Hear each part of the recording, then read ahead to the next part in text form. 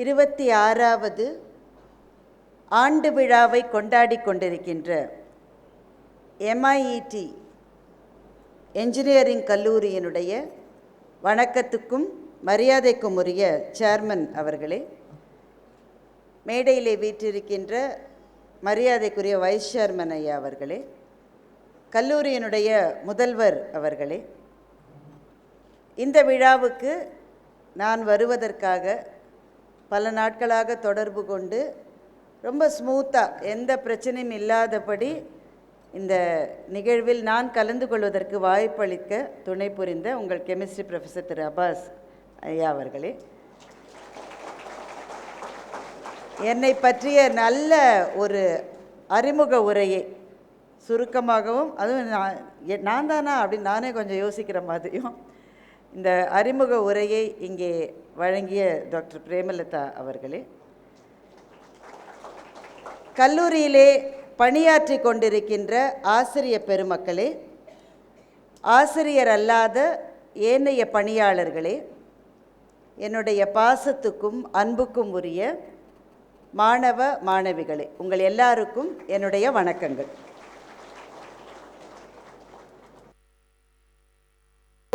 ஒரு 2 வருஷமாகவே நான் நிறைய கல்லூரிகளுக்கு போயிட்டு இருக்கேன். அதுக்குன்னு கொஞ்சம் நேரம் ஒதுக்கி மாணவர்களையும் மாணவிகளையும் சந்திக்கணுன்றதுக்காக அதை நான் செஞ்சுக்கிட்டு இருக்கேன். நான் ஒரு என்ஜினியர்ன்றதுனால பெரும்பாலும் நிறைய என்ஜினியரிங் காலேஜஸ் தான் போயிட்டுருக்கேன். இந்த கல்லூரியில் எனக்கு பிடித்த சில விஷயங்கள், எந்த கல்லூரிக்கு போனாலும் பிடிச்ச சில விஷயத்தை சொல்கிறது என்னுடைய வழக்கம். இந்த கல்லூரியில் முதல்ல இந்த மே மாதம் ப்ரோக்ராம் நடத்துகிறாங்களே என்னடான்னு பார்த்தேன். பட் ஓரளவு எவ்வளவு முடியுமோ அவ்வளவு குளிரூட்டப்பட்ட ஒரு அரங்கத்தில் இருக்கும். அதை எவ்வளவு முடியுமோன்னு சொல்லிட்டேன், அதை நீங்கள் நினைவில் வச்சுக்கோங்க. வெளியில் அடிக்கிற வெயில் அப்படி இருக்குது. இந்த கடுமையான வெயிலில் ஆண்டு விழாவை அந்த கடைசி நாளுக்குள்ளே முடிச்சிடணும்னு திட்டமிட்டு செயலாற்றிய அந்த குழுவினுடைய திறம் எனக்கு ரொம்ப பிடித்திருந்தது. அவர்களுக்கு வாழ்த்துக்கள். ரொம்ப கம்மியாக கை தட்டுறீங்க. இரண்டாவதாக, நிறைய கல்லூரியில் ஆண்டு விழா அறிக்கையை பிரின்சிபல்ஸ் படித்து பார்த்துருக்கேன். உங்கள் பிரின்சிபல் மாதிரி ஒருத்தரை இதுவரை நான் சந்தித்ததே கிடையாது.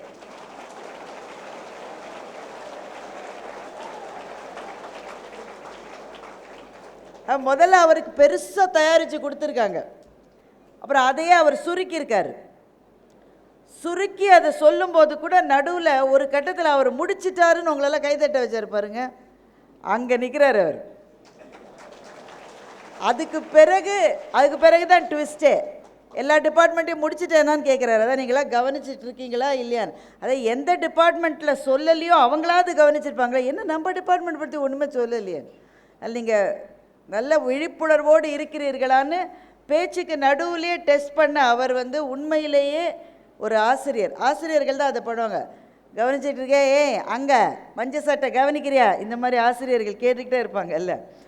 அதுபோல் நடுவிலே நிறுத்தி அதற்கு பிறகும் தொடர்ந்து ரொம்ப கச்சிதமான பாயிண்ட்ஸை சொல்லி முடித்திருக்கிறார். இவ்வளவு குறுகிய நேரத்தை எடுத்துக்கொண்டு இவ்வளவு திறம்பட செய்த வேறு எந்த கல்லூரி முதல்வர்களையுமே நான் சந்தித்ததிலே அவருக்கும் என்னுடைய வாழ்த்துக்கள். மூணாவதாக ஒரு அப்சர்வேஷன். நான் இங்கே கிட்டத்தட்ட ஒரு அரை மணி நேரத்துக்கு மேலே உட்காந்துருக்கேன். உண்மையை சொல்கிறேன், இதில் ஒரு துளி கூட பொய் இல்லை. நிறைய கல்லூரிகளுக்கு நான் போகிற போது எனக்கு எப்போவுமே கேர்ள்ஸ் கிட்ட பேசுகிறதுல பிரச்சனையே கிடையாது. ஏன்னா எப்போவுமே விஜிலண்டாக இருப்பாங்க, எப்போவுமே கவனிச்சிட்டு இருப்பாங்க, அலர்ட்டாக இருப்பாங்க. அதில் ஒன்றும் ஆச்சரியமே கிடையாது. நீங்களும் அப்படி தான் இருக்கீங்க. ஆனால் பெரும்பாலான கல்லூரிகளில் உங்களை மாதிரி மாணவர்கள் நான் பார்த்ததே இல்லை. நல்லா கவனிக்கிறீங்க, எனக்கு அதுவே ஆச்சரியமாக இருக்குது. இல்லை, நான் சத்தியமாக சொல்கிறேங்க. இப்போ காரில் வந்துட்டு இருக்க போது அவர் திரு பன்னீர்செல்வம் அவர்களும் அவங்க டாக்டர் பிரேமலதா அவங்களோட தான் நான் வண்டியில் வந்தேன். அப்போ கூட அதுதான் சொல்லிட்டு வந்தேன். எந்த கல்லூரிக்கு போனாலும் என்னுடைய சவால் என்னென்னா, என்னுடைய போடியம் ஒரு சில சமயம் அங்கே போட்டிருப்பாங்க இல்லையா, கேர்ள்ஸ் சைடு போட்டிருப்பாங்க. நான் இந்த பாய்ஸ் சைடு மாற்ற சொல்லுவேன். இங்கே முதல்ல அப்படி தான் போட்டிருக்கீங்க, அதனால் மாற்ற வேண்டிய தேவையில்லை. என்ன காரணம்னா கவனிக்கவே மாட்டோம். ஒரு 20வது ரோலில் இருக்கிறவன் கவனிக்கலைன்னா கூட ஒரு பேச்சாளருக்கு பரவாயில்ல, முதல் ரோலில் இருக்கிறவனே கவனிக்கலைன்னா நாங்கள் எப்படி பேசுறது? ஆனால் இந்த கல்லூரியில் அந்த மாதிரி ஒரு அந்த அசிரத்தைன்னு ஒரு வார்த்தை சொல்லுவாங்க, எதுலேயுமே எனக்கு ஒரு நாட்டாளடா மச்சான், அந்த மாதிரி இல்லாமல் ஒரு நல்ல முனைப்போடு கவனிக்கிற பெரும்பாலானவர்கள், ஒருத்தர் 2 பேர் இங்கே இருப்பாங்களா இருக்கும், அவங்கள தவிர பெரும்பாலான மாணவர்கள் அலர்ட்டாகவும் ஆர்வத்தோடும் இருந்து நான் பார்க்கிற மிகச்சில கல்லூரிகளில் இது ஒன்று. ஒரு கல்லூரியில் கூப்பிட்டு பேச வச்சா உடனே மாணவர்களுக்கு ஐஸ் வைக்க வேண்டியது அப்படின்னு நினச்சிக்காதீங்க. உண்மையிலே அதுக்காக சொல்ல, இது என்னுடைய அப்சர்வேஷன். ரொம்ப குறிப்பாங்க சென்னையில் இருக்கிற கல்லூரியில் நான் பேசுறது ரொம்ப கஷ்டம் எனக்கு. அங்கே இருக்கிற ஸ்டூடெண்ட்ஸ், பாய்ஸ், கேர்ள்ஸ் எல்லா இடத்துலையும் கவனிப்பாங்க, எல்லா இடத்துலையும் அலர்ட்டாக இருப்பாங்க, அது பிரச்சனையே கிடையாது, அவங்க நேச்சரே அப்படி. நான் பசங்களை எப்படித்தான் இந்த டீச்சர்ஸ் எல்லாம் பாடம் நடத்துகிறாங்களோ, உங்களுக்கு எல்லாருக்கும் சொந்த செலவில் திருச்சியிலே சிலை வைத்தால் கூட அது. இப்போ பாருங்களேன், ஒரு இடத்துல நான் பேசுகிறேன், நான் ஒரு பேச்சாளர், ஆடியன்ஸ் கவனிக்கவே இல்லைன்னு வச்சுக்கோங்களேன், அப்படி இருக்க மாட்டாங்க, ஏதோ ஒரு இடத்துல அப்படின்னு சும்மா கற்பனை பண்ணி பாருங்க, கவனிக்காமல் ரொம்ப அலட்சியமாக இருக்கு, நான் என்ன செய்வேன்? நமக்கு என்ன போச்சு, நீங்கள் கூப்பிட்டீங்க, நான் வந்தேன், நீங்கள் கவனிக்கலைன்னா நான் 5 நிமிஷத்தில் முடிச்சுட்டு நான் போயிடுவேன். ஆனால் ஆடியன்ஸ் எவ்வளவு தான் கவனிக்காமல் இருந்தாலும் அந்த 50 நிமிஷமும் பேசியே தீருவேன் என்று வாழ்கிற ஒரே ஒரு இனம் இந்த உலகத்தில் இருக்கிறது என்றால் ஆசிரியர்கள் என்கின்ற இனம் மாத்திரம்தான். அவங்க வேலை ரொம்ப கஷ்டமான வேலை, மிக மிக அரிதான பணி. அந்த விஷயம் எனக்கு பிடிச்சது. பாய்ஸ் ரொம்ப நல்லா ப்ளசண்ட்டாக இருக்கீங்க, கவனிக்கணுன்ற ஆர்வத்தோடு பெரும்பாலானவர்கள் இருக்கிற ஒரு கல்லூரி. அது போருங்க, வேறு எதுவுமே வேணாம். வாழ்க்கையில் வெற்றி பெறுவதற்கு என்னென்ன பெரிய பெரிய லிஸ்ட்டெல்லாம் உங்களுக்கு நிறைய பேர் கொடுத்துருப்பாங்களே. இங்கே ஃபஸ்ட் இயர் ஸ்டூடெண்ட்ஸ் இருக்கீங்களா? ஒரே ஒருத்தர் மட்டும் கை தூக்குறாரு. நிறைய பேர் இருக்கீங்க, ஓகே. அவங்களுக்கு முதல்ல என்னுடைய வாழ்த்துக்கள். ஏன்னா இப்போ தான் அந்த +2 நினைவுகள் இன்னும் கூட அவங்கள விட்டு மறைந்திருக்காது. அந்த ஒரு வருஷம் முழுக்க சொல்லியிருப்பாங்களே உங்களுக்கு, இந்த ஒரே ஒரு வருஷம் மாத்திரம் நீ நல்லா படித்தா போகிறோம், அதுக்கப்புறம் வாழ்க்கையில் நீ கஷ்டப்பட சொல்லியிருப்பாங்களா இல்லையா உங்களுக்கு? நான் +2 படித்தப்போவே அதான் சொன்னாங்க. அது ஆச்சு 28 வருஷத்துக்கு மேலே. எங்கள் வீட்டுக்கு கீரை வைக்கிற ஒரு அக்கா வருவாங்க, அந்த அக்கா கூட சொல்லும், பாவம் அது அன்பில் தான் சொல்லுவாங்க, பாப்பா இந்த ஒரு வருஷம் படிச்சுடு, அப்புறம் ஒன்றுமே கவலை இல்லை. ஆசிரியர்கள், ஸ்கூல் ஆசிரியர்கள் போக வர சொல்லுவாங்க, ஒரு வருஷம் மட்டும், ஒரு வருஷம்.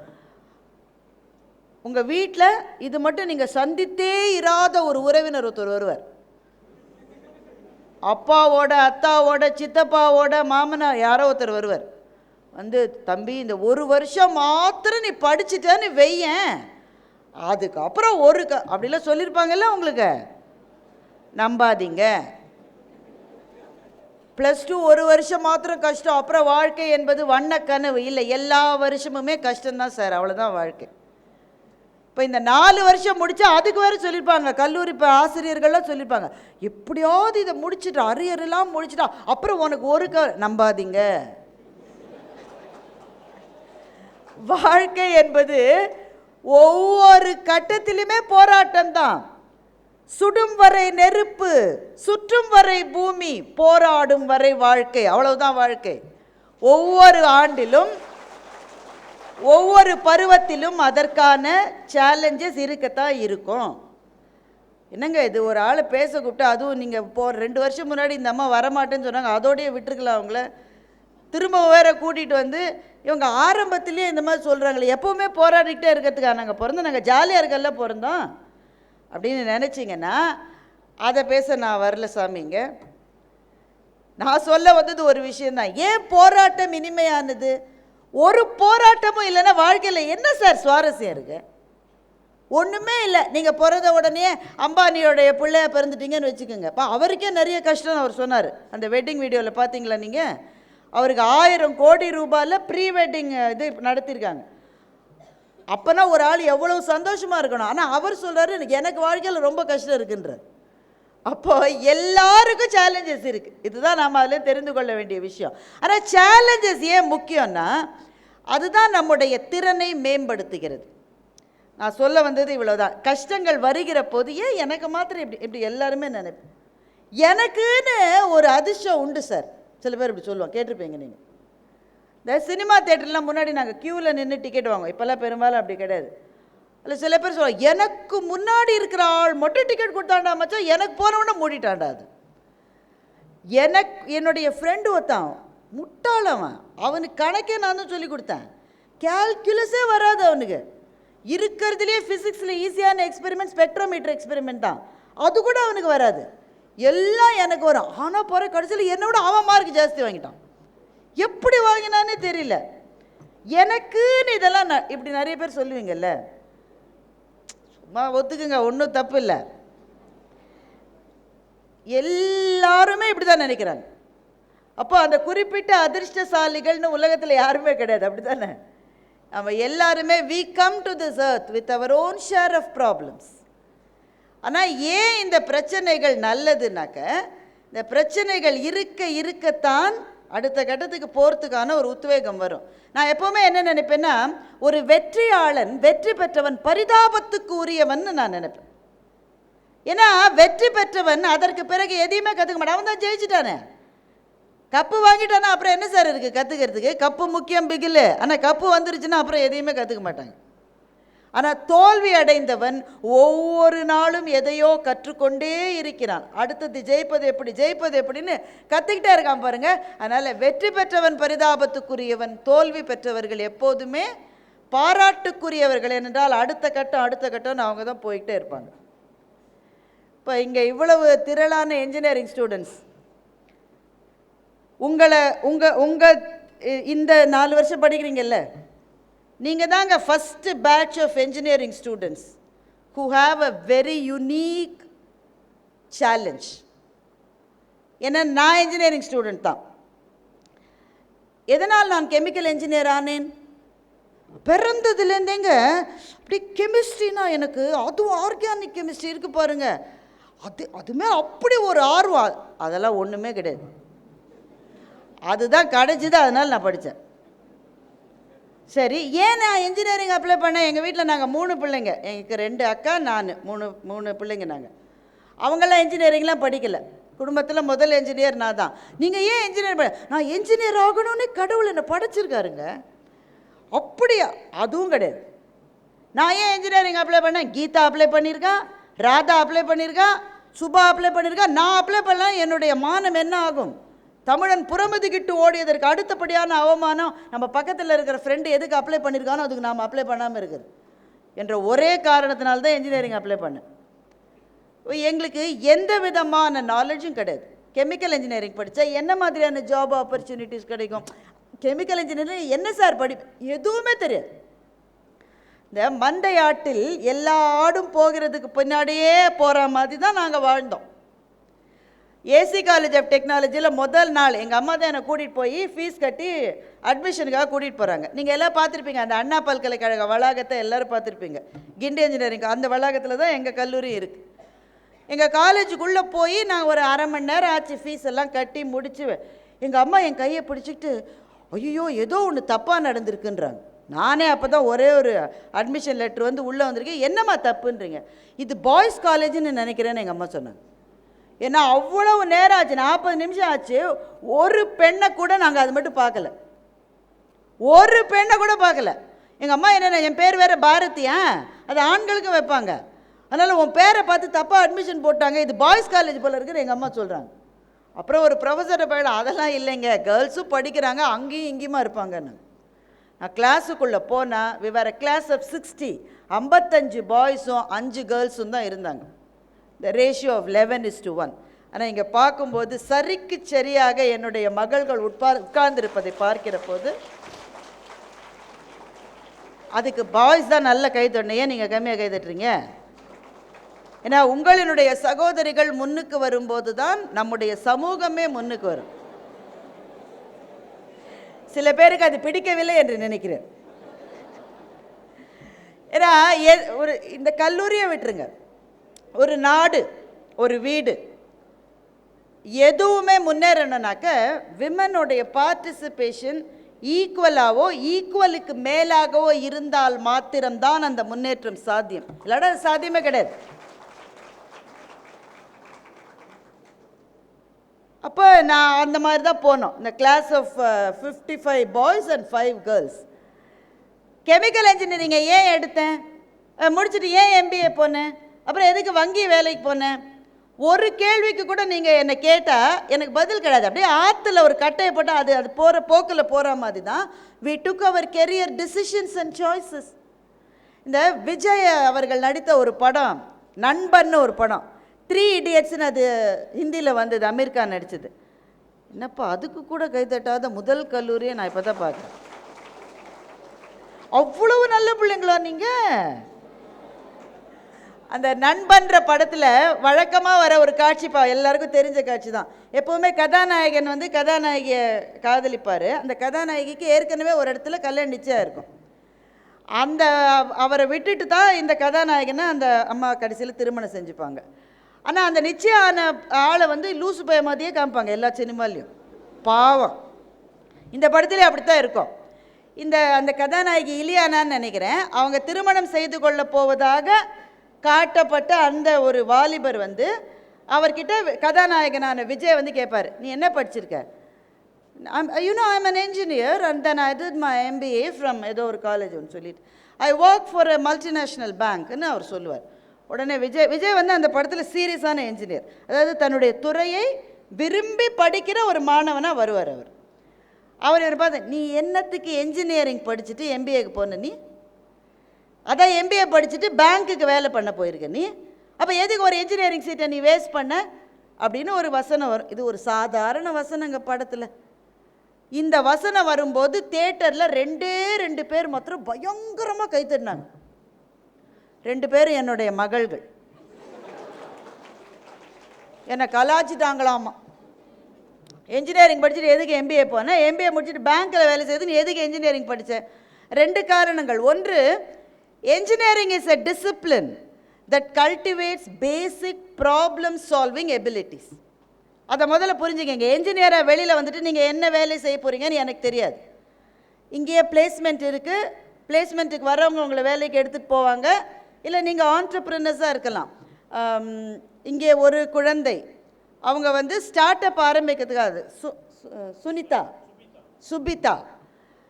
சுபிதா இங்கே இருக்காங்களான்னு எனக்கு தெரியல, ஆனால் அவர்களுக்கு என்னுடைய மனப்பூர்வமான வாழ்த்துக்களும் பாராட்டுக்கள். ஏன்னா it is not easy. Start up ஐடியான்றது உள்ளுக்குள்ள புயல். அவங்க தானே? வாழ்த்துக்கள்ப்பா, வாழ்த்துக்கள் அவங்களுக்கு. அந்த ஸ்டார்ட் அப் ஐடியான்றது வந்து புயல் மாதிரி மனசில் வரும். அது வர்ற போதே பயம் வரும். அவங்கள அப்புறமா தனியாக கூட்டு விசாரிங்க அதான் சொல்லுவாங்க. ஐடியா வந்த பிறகு கூட ரொம்ப பயமாக இருக்கும். பக்கத்தில் இருக்கிற ஃப்ரெண்ட்ஸ் கிட்ட சொல்ல கூட பயமாக இருக்கும். ஏன்னா நான் அதை கெடுக்கிறதுக்குன்னு நம்மளை சுற்றி 10 பேர் இருப்பான். இதெல்லாம் ஒரு ஐடியா நீ கொண்டு போய் வச்சேன்னா ப்ரொஃபஸரே துப்பிடுவாரும்பான். இப்போ ஃப்ரெண்ட்ஸை முதல்ல கன்வின்ஸ் பண்ணோம், வீட்டில் இருக்கிறவங்கள கன்வின்ஸ் பண்ணோம், உங்கள் லெக்சரர்ஸை கன்வின்ஸ் பண்ணோம், கல்லூரியை கன்வின்ஸ் பண்ணோம், அப்புறம் நீங்கள் எங்கே போய் ப்ரெசென்ட் பண்ணுறீங்களோ அவங்கள கன்வின்ஸ் பண்ணோம். இவ்வளவு செய்யும்போது பல நேரங்களில் நமக்கு பயம் வரும். இதெல்லாம் நடக்குமா? ரொம்ப எதுக்குப்பா நம்ம பாட்டுக்கு முடித்தோம்மா, யாராவது டிசிஎஸ்லையோ சிடிஎஸ்லையோ யாராவது வந்து ஒரு ஆஃபர் லெட்டர் கொடுப்பாங்களா, அங்கே போயிடலாமா? இதை தாண்டி ஒரு ஸ்டார்ட் அப் ஐடியான்ற முதல் கட்டத்திலே முதல் படியிலே அடி வைத்து வைத்திருக்கிற அந்த குழந்தைக்கு என்னுடைய வாழ்த்துக்கள். ஏன்னா she is a huge inspiration. இந்தியாவினுடைய வளர்ச்சியை பற்றி எல்லா மேடைகளையும் நாம் பேசுகிறோம். ஆனால் வளர்ச்சி என்பது எம்எஸ்எம்இ, அதாவது மீடியம் அண்ட் ஸ்மால் ஆண்டர்பிரினர்ஸ்னால மாத்திரம்தான் நடக்குமே தவிர பெரும் தொழிலதிபர்களால் பெரும் வளர்ச்சியை கொண்டு வரவே முடியாது. இப்போ ஷீ இஸ் அன் இன்ஸ்பிரேஷன். அவங்கள பார்த்து நிறைய பேர் அந்த மாதிரி செய்யலாமேன்ற எண்ணம் வருவதற்கு அவங்க காரணமாக இருக்காங்க. இப்போ திரும்ப என்னுடைய கதைக்கு வருவோம். சரி, அப்போ ஏன் நீ பேங்க்குக்கு போன? ஏன்னா ஒரு காரணம் தான், என்ஜினியரிங் முடிச்சுட்டு அதே துறையில் தான் போகணுன்றது அவசியம் கிடையாது. எந்த துறைக்கு போனாலும் an engineer's strong point is பிரச்சனைகளை பார்த்து நீங்கள் பயப்பட மாட்டீங்க. அதுவும் எல்லா வகுப்புலையும் வரிசையில் சில பிள்ளைங்க உட்காந்துருப்பாங்க. அவங்களுக்கு என்னுடைய வணக்கங்கள். நல்லா படிப்பாங்க, படிப்பு நல்லா வருது. லெக்சரர் ஒரு கேள்வி கேட்கறதுக்கு முன்னாடியே கை தூக்குவாங்களே, இருக்காங்களா இல்லையா உங்கள் கிளாஸ்லலாம்? நாங்கள்லாம் அவங்களுக்கு ஞானப்பழம்னு பேர் வச்சுருந்தோம். ஏன்னா கேள்வியே முடியாதுங்க. அதுக்குள்ளே பதில் சொல்லிட்டா லெக்சரரே கன்ஃபியூஸ் ஆகிடுவார். அதுக்குள்ளே கைதுக்கு அப்புறம் ஒரு அசைன்மெண்ட்டுன்னு ஒன்று கொடுப்பாங்க. ஏன்னா லெக்சரர்ஸ்க்கு வேறு வழியில் கொடுத்து தான் ஆகணும். நாம் என்ன செய்வோம்? இன்னைக்கா சப்மிஷன் டேட்டு? சொல்லவே இல்லைடா மச்சான் எனக்கு. சரி நீ கொடு உன்னோட அசைன்மெண்ட்டை. முன்னாடிலாம் தான் கொடு, இப்போ அதுவே கிடையாது. நீங்கள் அப்படியே காப்பி பேஸ்ட்டு ஃபஸ்ட்டு பேரா லாஸ்ட்டு பேரா மாற்றினா போகிறோம். நாங்களாம் அந்த காலத்தில் கடைக்கு போய் ஜெராக்ஸ் எடுத்து அதை நாங்கள் சொந்த கையெழுத்தில் எழுதி ஃபஸ்ட்டு பேரா லாஸ்ட் பேராவை மாற்றுவோம். ஆனால் இதெல்லாம் நாங்கள் செய்கிறது. அந்த மொதல் ரோவில் உட்காந்துருக்குறோம், என்றைக்கு அசைன்மெண்ட் கொடுத்தாலும் அன்றைக்கே செஞ்சுருவோம். ஏண்டா உனக்குலாம் வேறு வேலையே இல்லையா? மொதல் நாளாக அசைன்மெண்ட் செய்கிறது. இப்போ இவங்க முதல் வரிசையில் இருப்பவர்கள். அதுக்கு அடுத்த வரிசையில் இருக்கிறவங்கள பற்றி தான் நான் பேச போகிறேன். ஏன்னா இந்த குழந்தைகளுக்கு என்னுடைய வாழ்த்துக்கள். ஏன்னா அவங்க நல்லா படிக்கிறாங்க, நல்ல மார்க் வாங்குகிறாங்க, நல்ல பதவிகளுக்கு போக போகிறார்கள். அவர்களுக்கு என்னுடைய வணக்கங்களும் வாழ்த்துக்களும். அவங்க அப்பா அம்மாவுக்கு அவங்களுக்கு டென்ஷனே கொடுக்க மாட்டாங்க. அதுக்கு பிறகு இருக்கான் பாருங்க, இந்த 2வது ரோக்கு பின்னாடி இருந்து இருக்கான் பாருங்க, நாலாம் அந்த ரோ தான். அவங்கள பற்றி தான் நான் இப்போ பேச போகிறேன். நல்லா அடி வாங்கியிருப்பீங்களே ஸ்கூல்லன்னா. எங்களெல்லாம் அடினா அடியே. உங்களெல்லாம் பாவால செய்ய முடியாது. அதை நினச்சா ஒரு டீச்சர் கனவு கண்டது ஒரு பிள்ளை அடிக்கிற மாதிரி ஜெயிலில் போட்டாங்க. கனவு தான் கண்டது. ஆனால் அடின்றது ஃபிசிக்கலான அடி மட்டும் இல்லை, ஒரு பார்வை அப்படி பார்த்த நீ எல்லாம் எங்கே போடு அப்படி சொன்னால் கூட அது ஒரு அடி தானே, இல்லை வலிக்குது. நம்ம வடிவேலு மாதிரி எந்த அடியுமே வலிக்காத மாதிரியே நம்ம தைரியமாக இருப்போம். ஆனால் வலிக்கும் உள்ளுக்குள்ளே, அது நமக்கு தான் தெரியாது, யாருக்கும் சொல்ல மாட்டோம் நம்ம. இந்த மாதிரி இருக்கிற ஸ்டூடெண்ட்ஸை பற்றி தான் நான் இப்போ பேச போகிறேன்.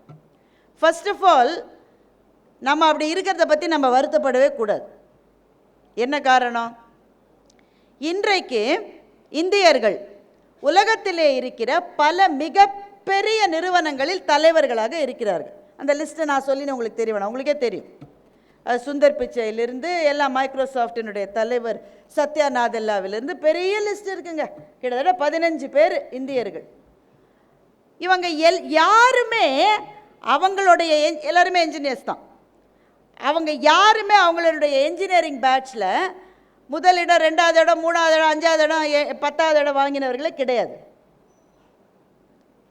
அப்போ எப்படி அவர்கள் தலைவர்கள் ஆனார்கள்? எனக்கு தெரிஞ்ச வரையில் ஒரே ஒரு காரணம்தான். என்னென்னா, இது ரொம்ப நல்லா படிக்கிற பிள்ளைங்க இருக்காங்கல்ல, அவங்க வாழ்நாள் முழுக்கவுமே நல்லா படிச்சுக்கிட்டே இருப்பாங்க. ஃபஸ்ட்டு கிளாஸ்லேருந்தே அவன் தான் ஃபஸ்ட் ரேங்க் வாங்குவான். ஒரே ஒரு தடவை 95 மார்க் வாங்கிட்டானா அழுதுகிட்டே இருப்பான். ஏன்டா அழுவுறேன்னு பக்கத்தில் இருக்கிற 5 மார்க் போயிடுச்சுடா எனக்கு. இவன் பக்கத்தில் இருக்கிற 5 மார்க் தான் வாங்கியிருப்பான். அந்த 5 மார்க் எங்கேயும் போகல மச்சான், என்கிட்ட தான் இருக்குது. ஏன்னா இவங்க ரொம்ப சென்சிட்டிவ் ஆகிடுவாங்க. Because they have tasted success so much that they have never tasted failure.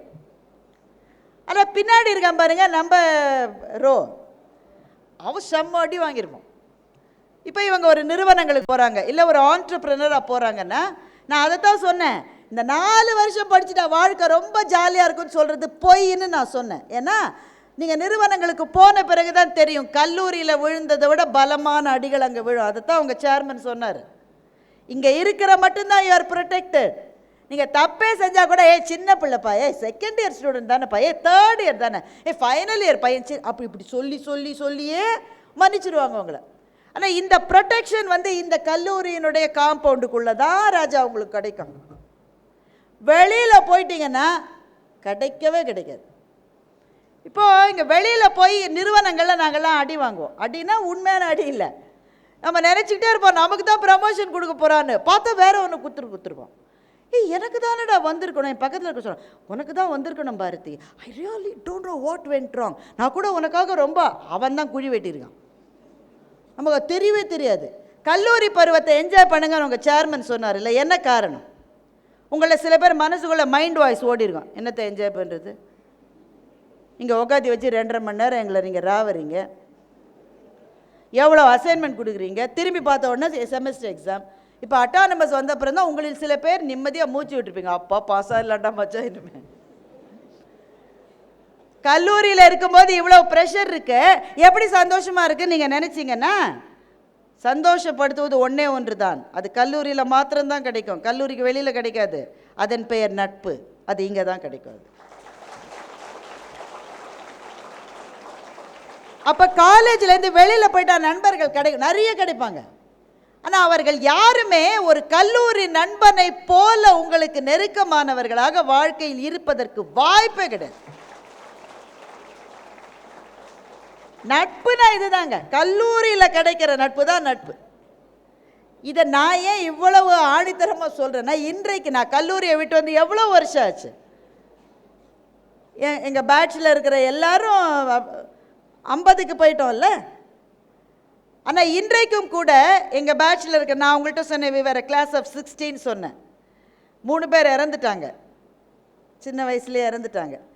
பாக்கி இருக்கிற 57 பேரில் கிட்டத்தட்ட 54-55 பேர் இன்றைக்கும் ஏசிடெக் குரூப் ஆஃப் 90ல் இணைஞ்சிருக்கோம். நாங்கள் இன்றைக்கும் ஒரு பிரச்சனைனா கூட, இல்லை என்னுடைய பொண்ணு வெளிநாட்டுக்கு படிக்க போகிறான்னா அவள் எந்த ஊருக்கு போகிறாளோ அந்த ஊரில் என் ஃப்ரெண்டு 2 பேர் இருக்கான். எனக்கு கவலையே கிடையாது. என் டாக்டர் வராப்பா, நீ ஒன்றும் கவலைப்படாதப்பா, நாங்கள் ரிசீவ் பண்ணுகிற என் வீட்டுக்கு கூட்டிகிட்டு போயிருக்கிறோம், என்னுடைய ஒய்ஃபும் கூட வருவாங்க.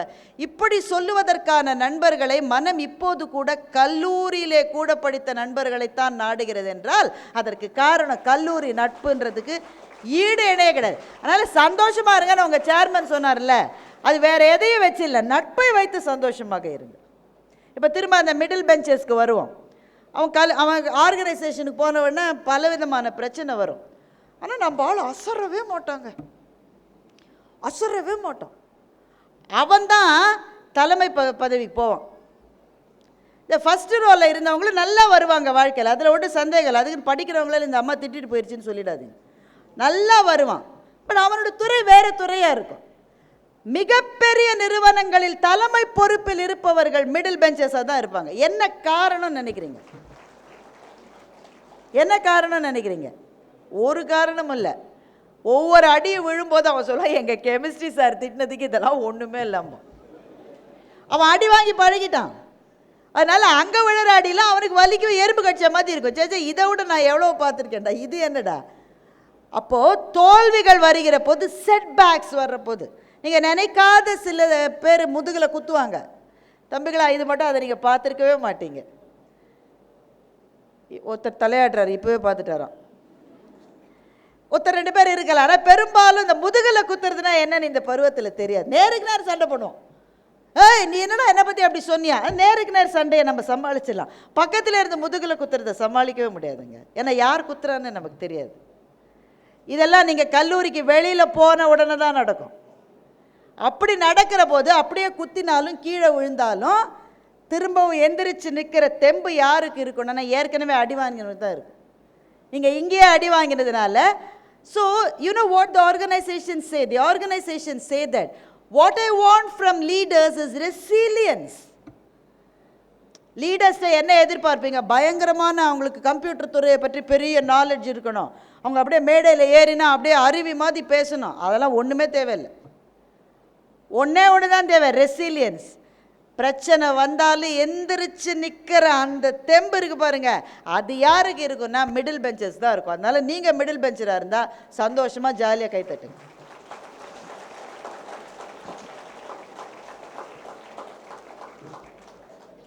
ஒரு சின்ன கதை சொல்லலாமா? நீங்கள் ரொம்ப நேரம் பேசாதீங்க. அதனால் நீங்கள் பரிசு வாங்குவதற்கு ஆவலாக காத்து கொண்டிருக்கிற குழந்தைகள் நீங்கள். சின்ன கதை தான், ரொம்ப வளவளெல்லாம் சொல்ல மாட்டேன். அதுவும் ரொம்ப பழைய கதை சொல்ல போகிறேன். ஒரு 2000 வருஷத்துக்கு முன்னாடி வந்த கதை இது. ஈசாப்னு கேள்விப்பட்டிருக்கீங்களா?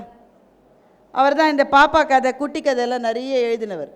உண்மையில் ஈசாப் வாழ்ந்து 2000 வருஷம் ஆயிடுச்சு. அவர் ஒரு அடிமை, ஸ்லேவ். அவர் அடிமைன்னா என்னன்னு தெரியுமாப்பா? அந்த காலத்தில் வீட்டோட அடிமைகளாக வச்சுருப்பாங்க. அப்படி இருந்த ஒரு அடிமை அவர். அவர் வாழ்ந்த அந்த வில்லேஜில், அந்த கிராமத்தில் வச்சுக்கோங்களேன், அப்போல்லாம் கிராமம்னா இருக்காது, சின்ன சின்ன பகுதிகளாக இருக்கும். அங்கே ஏதோ ஒரு பிரச்சனை, அதனால் அந்த கிராமத்தோடு காலி பண்ணி வேறு ஒரு ஊருக்கு போகிறாங்க. அங்கே போக 2 நாள் ஆகும். அப்போ எல்லோரும் மூட்டையை கட்டினப்புறம் மூட்டையை யார் சுமக்கிறது? அடிமைகள் தான் சுமந்துட்டு வருவாங்க. இந்த அடிமைகள்கிட்டே கேட்குறாங்க, எந்த மூட்டையை நீ சுமக்க போகிறாய்ன்னு கேட்குறாங்க. நீங்களே சூஸ் பண்ணலாம். அதான் அடிமையாக இருக்கிறதுக்கு ஒரு சின்ன கன்செஷன். உனக்கு என்ன மூட்டை வேணுமோ அதை நீ. என்னங்க எதாவது பிரச்சனையா? பிரின்சிபல் சார் யாரையும் உட்கார சொல்கிறார். சரி, நீ என்ன மூட்டையை தூக்கணுன்றதை நீயே முடிவு பண்ணிக்கப்பா. எல்லாரும் ஓடிப்போய் எதை தூக்குவாங்கன்னு நினைக்கிறீங்க? வெயிட் எந்த மூட்டை கம்மியாக இருக்கோ அதை தூக்குவாங்க. ஈசாப் என்ன பண்ணார்?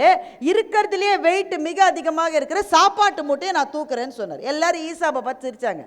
அறிவு இருக்கா? ஏதாவது வெயிட் கம்மியாக இருக்கிறது, ஏன்னா நம்ம ஆட்கள் சாப்பாட்டு மூட்டை தான் ரொம்ப ஜாஸ்தியாக இருக்கும். எல்லாத்தையும் விட அதுதான் கனம். குற்றாலம் அருவிக்கு போய் அருவி அப்படி கொட்டுது, அதை பார்க்காம அதுக்கு முதுக காமிச்சிக்கிட்டு இவன் எலுமிச்சம்பழ சாத்தை அடிக்கிறான் பாருங்க.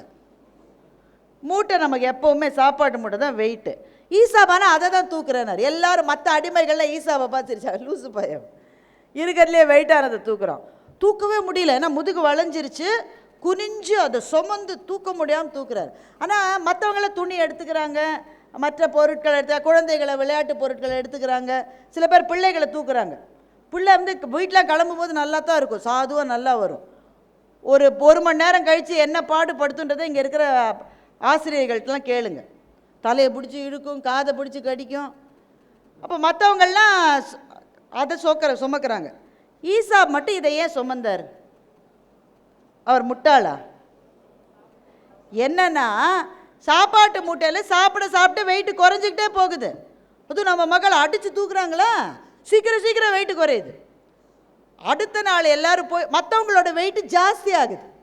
இந்த துணியெல்லாம் மடித்து அழகாக வச்சா வெயிட்டு கம்மியாக இருக்கும், சுருட்டி உள்ளே போட்ட பிறகு வெயிட்டு ஜாஸ்தியாகிடும். மற்றவர்களுடைய வெயிட்டு ஜாஸ்தியாகி ஆகி ஆகி எல்லாம் குனிஞ்சிக்கிட்டு போகிறாங்க. ஆனால் அடுத்த நாளிலிருந்தே ஈசாபினுடைய சுமை குறைய குறைய குறைய கடைசியில் போய் சேரும்போது அவர் கையை வீசிக்கிட்டு ஜாலியாக நடந்துட்டு வந்தார். மற்றவங்களாம் தூக்க முடியாமல் தூக்கிக்கிட்டு வந்தாங்க. நம்ம ஏன் இந்த கதையை சொல்லு? ஒரு பொருத்தமும் இல்லாமல் நம்ம வாழ்க்கைக்கு ஒரு பெரிய பாடம் இருக்குது. இளமையிலே அதிக சுமையை தூக்குவதற்கு நீங்கள் முடிவு செய்து விட்டீர்கள் என்றால் வாழ்க்கையில் போக போக சுமை குறையும். இந்த இளமையிலே இவ்வளவு சுமையை எவன்டா சுமக்கிறது சாமி நீங்கள் நினைச்சீங்கன்னா போக போக சுமை அதிகமாகி கொண்டே இருக்கும்.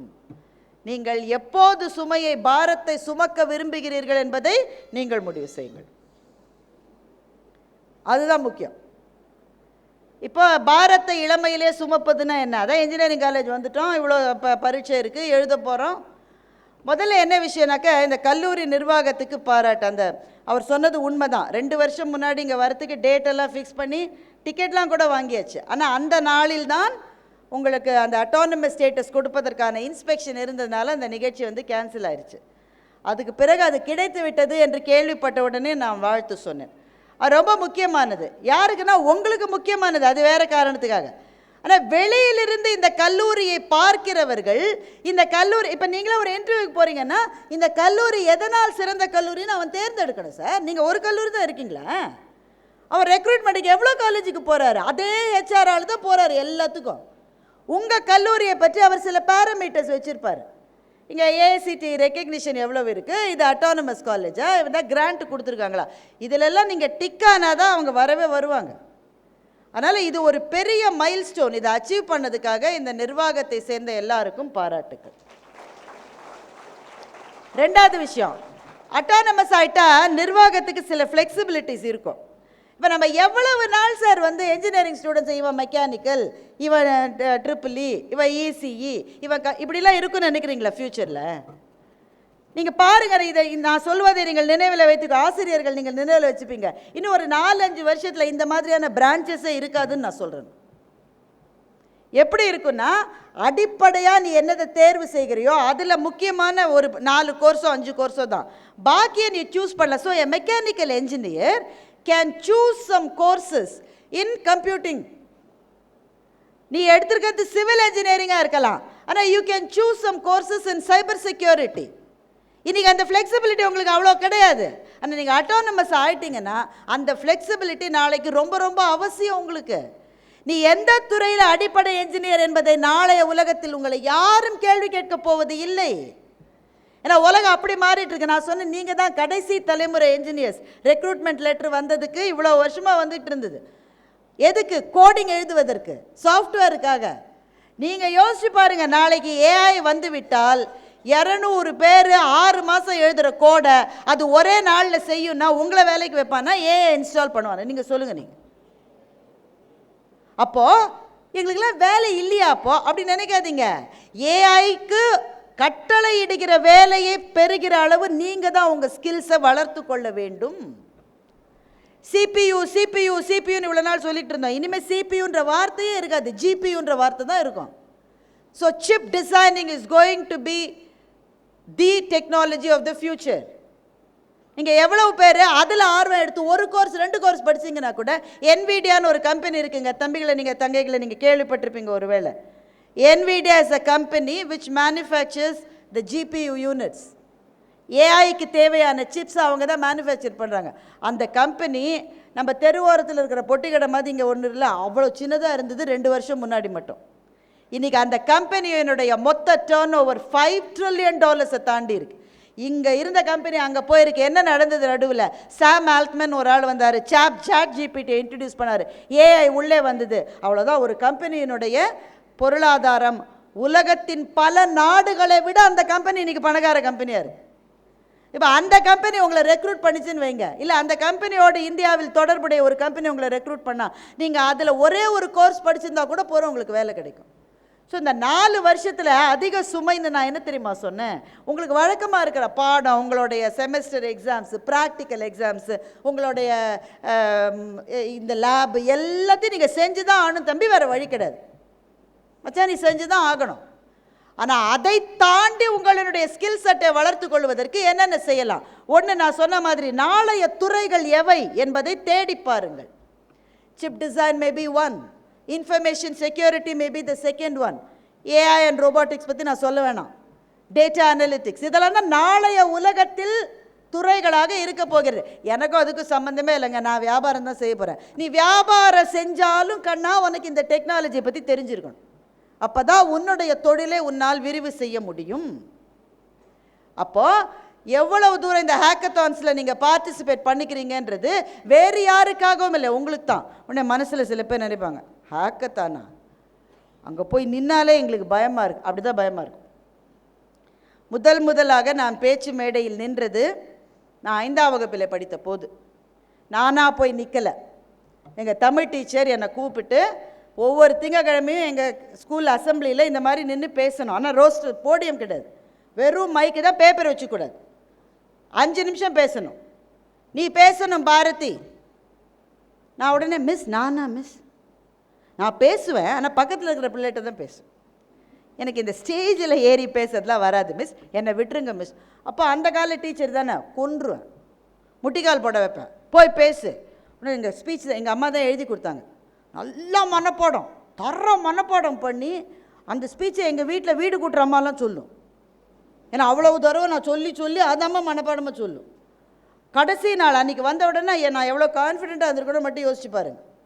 ஆனால் கை நடுங்குது, கால் நடுங்குது. முதல் லைன் என்ன தெரியுமா? என் பெயர் கே பாரதி, நான் 5ஆம் வகுப்பு ஆ பிரிவில் படிக்கிறேன். இது கஷ்டமா சொல்லுங்க? ஆனால் இந்த லைனே நான் மறந்துட்டேன். என் பெயர் உனக்கு கீழே இருக்கிற என் ஃப்ரெண்ட்ஸ் எல்லாம், உன் பேர் பாரதிடி, உன் பேர் எடுத்து கொடுக்குறாங்களாம்மா. நமக்கு உள்ளதும் போச்சு. உடனே எங்கள் ஹெட்மிஸ்டர்ஸ் ரொம்ப கடுன்னு இருப்பாங்க, இறக்கி இவ்வளோ அடுத்த பிள்ளை ஏற்றுன்ட்டாங்க. அப்பாடா ஒழிஞ்சுது. இதோடனே இறங்கிட்டு ஒரு முக்கியமான வாழ்க்கை முடிவை நான் அன்றைக்கு எடுத்தேன். இனிமேல் என் வாழ்க்கையில் நான் மேடையில் ஏறி பேசவே மாட்டேன் அப்படின்ற ஒரு முக்கியமான முடிவை 5ஆம் வகுப்பில் நான் எடுத்தேன். எங்கள் டீச்சர் என்னை கூப்பிட்டு, அடுத்த திங்கக்கிழமை நீ தான் பேசணும். நான் டீச்சர், என் வாழ்க்கையோட விளையாடாதீங்க டீச்சர், கொன்றுவேன் உன்னை. உடனே இப்போ இந்த கால பிள்ளைங்களாம் என்ன பண்ணும், உடனே அம்மாட்ட போய் அப்பாட்ட போய், எங்கள் டீச்சர் எனக்கு மன உளைச்சலை ஏற்படுத்திக்கிறார். உடனே அம்மா அப்பா எதிர் வீட்டு ஆயா பக்கத்து வீட்டு நான் எல்லாம் கிளம்பி ஸ்கூலுக்கு வந்து என் பிள்ளைக்கு நீ மன உளைச்சலை ஏற்படுத்தினேன்.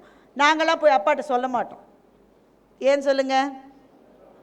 அவர் 2 அடி வைக்கவா, அதுக்கு நான் டீச்சர்டே அடி வாங்குவேன்ல. அதனால் வீட்லேயும் சொல்ல முடியாது. இந்த டீச்சர் என்னை ஒவ்வொரு வாரமும் ஏற்றி ஒவ்வொரு வாரமும் நான் மறந்து 7 வாரம் நான் அவமானப்பட்டேன், கடுமையான அவமானம்.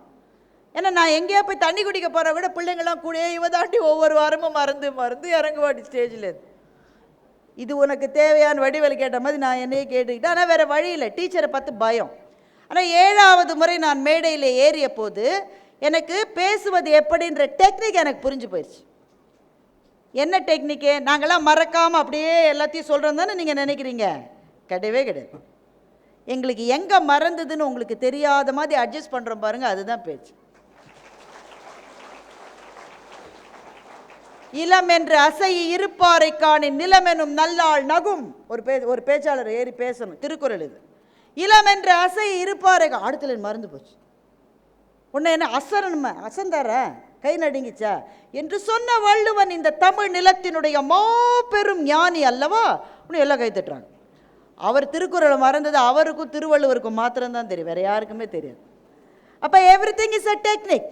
இங்கே நிறைய பொம்பளை பிள்ளைங்க இருக்கீங்க, வீட்டில் அநேகமாக ஒருத்தர் ஒரு வேலையும் செய்ய மாட்டீங்க, எனக்கு தெரியும். பசங்களாவது 1-2 செய்யும், நீங்கள் செய்ய மாட்டீங்க.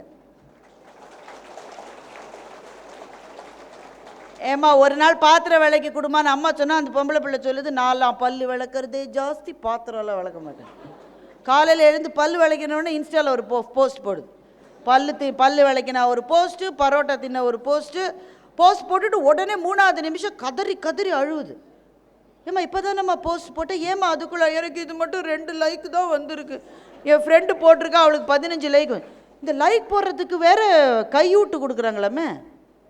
நீ போட்டா நான் லைக் பண்ணுறேன், நான் போட்டா நீ லைக் பண்ணு. அப்போது எவ்வளவு உபயோகரமான வேலைகளில் நம்முடைய வாழ்க்கையை நாம் செலவழித்து கொண்டிருக்கிறோம் என்று நாம் மகிழ வேண்டும். என்னுடைய டீச்சர் 7வது முறை என்னை பேச சொன்னதுக்கு அவங்களுக்கு நன்றி. அவங்க எங்கே இருக்காங்கன்னே எனக்கு தெரியாதுங்க. ஆனால் அந்த டெக்னிக் புரிஞ்ச பிறகு தான் நான் பேச்சாளராக ஆனேன்.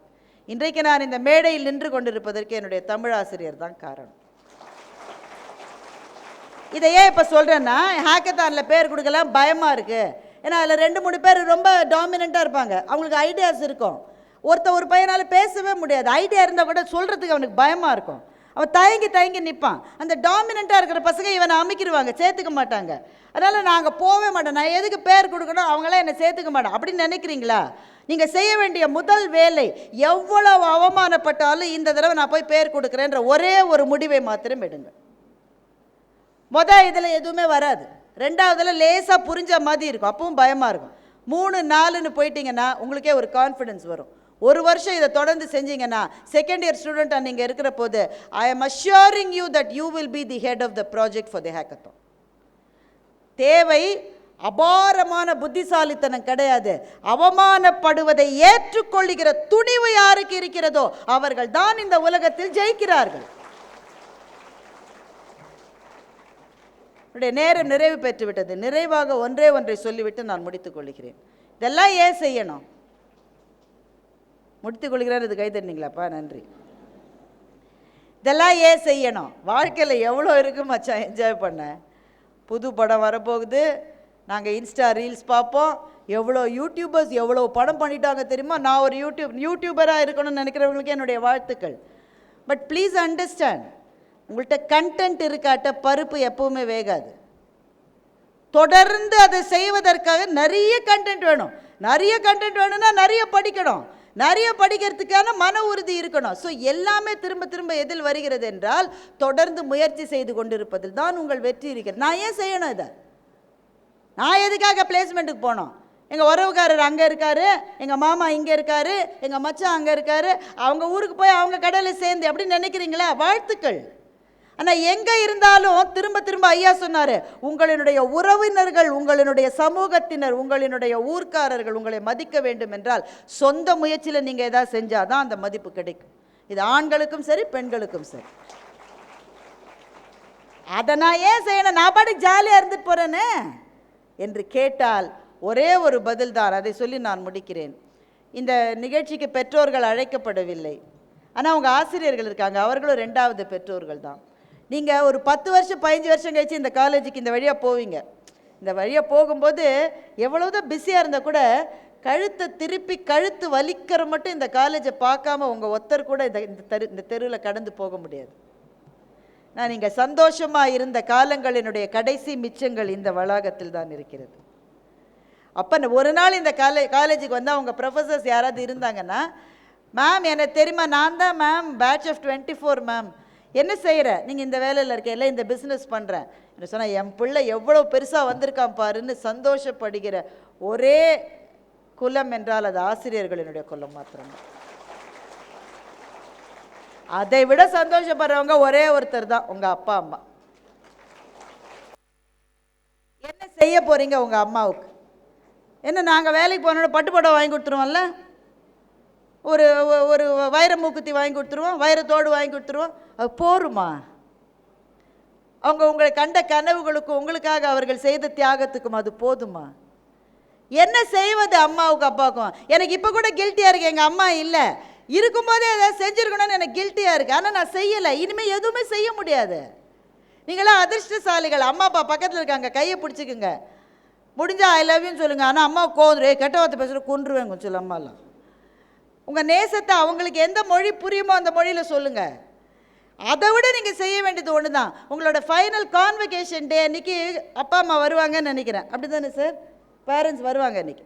பேரண்ட்ஸ் வரும்போது ஏதாவது ஒரு டீச்சர் உங்கள் அம்மாவையோ அப்பாவையோ பார்த்து, ரொம்ப நல்ல ஸ்டூடெண்ட் இந்த தம்பி அல்லது இந்த தங்கை, ரொம்ப நல்ல ஒரே ஒரு வார்த்தை சொன்னாங்கன்னா, உங்கள் அப்பா அம்மாவுக்கு நீங்கள் அதை விட பெரிய ரிட்டர்ன் கிஃப்ட் எதையுமே கொடுக்க முடியாது. எனவே அன்பான மாணவ கண்மணிகளே, ஒரு கல்லூரி 26 ஆண்டுகளை கடந்து வந்திருக்கிறது என்பது சாதாரண பயணம் அல்ல, கஷ்டமான பயணம். அடுத்த இலக்குகளை நிர்ணயித்து கொண்டு இந்த கல்லூரி முன்னேறி வருகிறது. அதிலே இந்த தருணத்தில் படிப்பதற்கு நீங்கள் ரொம்பவும் மகிழ்ச்சி கொள்ள வேண்டும். ஒன்று நினைவு வச்சுக்கோங்க, வாழ்க்கையில் எல்லாம் திரும்பி வரும். ஒரு பஸ்ஸு போனால் இன்னொரு பஸ் வரும், ஒரு காதல் போனால் இன்னொரு காதல் வரும், கவலையப்படாதீங்க. திரும்பி வராதது ஒன்று தான், இந்த 4 வருஷ ஆப்பர்ச்சுனிட்டி திரும்பி வராது. அதனால் make best use of the opportunity. நீங்களும் இந்த கல்லூரியும் ஆலமரம் போல விரிந்து பறந்து உயர்ந்து வாழ்வில் சிறக்க என்னுடைய வாழ்த்துக்கள். நன்றி, வணக்கம். மாணவர்கள் தங்களுக்கு வரும் சுமையை சுகமாக நினைத்து தங்கள் திறமைகளை வளர்த்து கொண்டால் வாழ்க்கையில் வெற்றி பெறலாம் என்று தன்னுடைய சிறப்புரையாற்றி அமர்ந்திருக்கும் சிறப்பு விருந்தினர் அம்மையார் அவர்களுக்கு நன்றி.